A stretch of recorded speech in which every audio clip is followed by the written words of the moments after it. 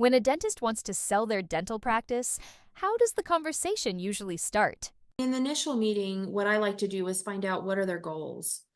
Ooh. Because, like, why do they need the valuation or why do they want to sell their practice?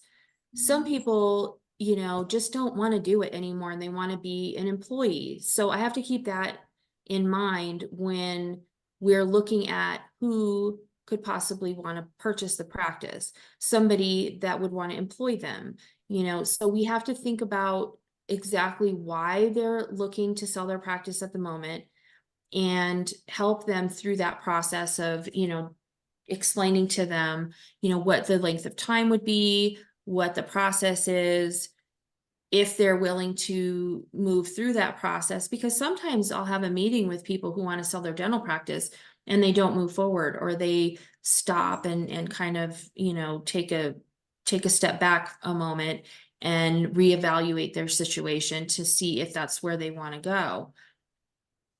Once we've established that this is their goal and they want to move forward, then we present them with an engagement that it outlines everything that we're going to do in valuing their practice.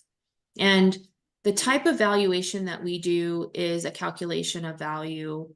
It is something that isn't a full 500-page valuation report. It is something that is not as expensive as something like that.